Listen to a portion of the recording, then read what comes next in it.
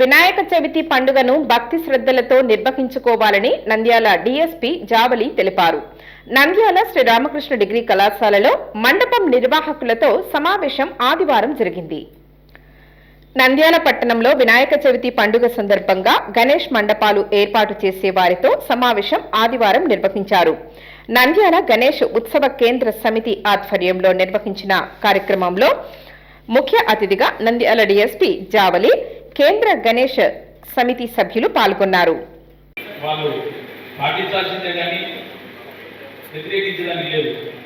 యథావిధిగా వాళ్ళు చెప్పినట్టుగా మనం కూడా కొంత లైటింగ్ డెకరేషన్ తగ్గించుకొని పెద్ద విగ్రహాలకు 1000 రూపాయలు మీలో మీకే కానీ ఆ ముందు నేను పోవాలా లేకపోతే వెనక ఉన్న విగ్రహం నాకంటే ముందు పోతుందని చెప్పి చిన్న ఘర్షణ వాతావరణం జరిగి ఆ ఘర్షణ పెద్దదయ్యి ఇంకొక దానికి దాడి తీయకుండా ఉండేదాని కోసము దాన్ని పాటించాల్సిన అవసరం ఉంది. వారు మాట్లాడుతూ వినాయక చవితి వేడుకలను ఈ నెల 27 నుండి 31వ తేదీ వరకు 5 రోజుల పాటు నిర్వహించాలని తెలిపారు.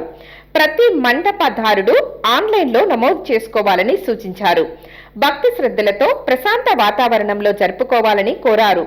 ప్రతి మండపం దగ్గర నిర్వాహకులు రాత్రి 2 ఉండాలని తెలిపారు. మండపపుదారులు పోలీసులకు సహకరించాలని కోరారు. సమావేశంలో విద్యుత్ శాఖ, మున్సిపల్, పోలీసు, రెవెన్యూ అధికారులు పాల్గొన్నారు. 5 మందో 10 మందో కలిసి ఆ బాధ్యత తీసుకుంటారు. అంటే ఆ వీధిలో ఉన్న వారందరికీ ఆ 10 మంది రిప్రజెంటేటివ్స్, ఆ 10 మందే ఆ వీధికి మంచి పేరు రావాలన్నా చెడ్డ పేరు రావాలన్నా దయచేసి ముఖ్యంగా విద్యుత్ కరెంటు విషయంలో జాగ్రత్తలు పాటించండి. విలువైన ప్రాణాలు ఏదైనా జరిగితే జీవితాంతం ఒక కుటుంబం వినాయక ఉత్సవాలలో మా పిల్లలు ఇదైనారని చెప్పి వినాయక ఉత్సవాలను నిషేధించే పరిస్థితి తీసుకురావద్దండి. నెంబర్ 1. అందరూ కూడా ganeshutsav.net అనే వెబ్సైట్ ద్వారా మండపాలు ఎక్కడెక్కడ పెడుతున్నారో పోలీసులకి ఇన్ఫర్మేషన్ అందజేయవలసిందిగా కోరుకున్నాము. అట్లాగే కంపల్సరీ మండపాల దగ్గర వాళ్ళకి సంబంధించిన వాళ్ళు నైట్ టైం కంపల్సరీ 2 వ్యక్తులు కంపల్సరీ అక్కడ ఉండేలాగా అరేంజ్మెంట్స్ చేసుకుంటే మంచిది. అట్లాగే మా బీట్ సిస్టమ్ కూడా మేము రీఆర్గనైజ్ చేస్తాము. మండపాలు ఎక్కడెక్కడ పెట్టారు అన్న దాన్ని బట్టి, మాకు వచ్చే ఇన్ఫర్మేషన్ని బట్టి. అట్లాగే దయచేసి మండప నిర్వాహకులందరికీ విజ్ఞప్తి ఏంటంటే, నిమజ్జనం రోజు దయచేసి అందరూ కొంచెం ఎర్లీగా నిమజ్జనానికి తీసుకురావాలనేసి.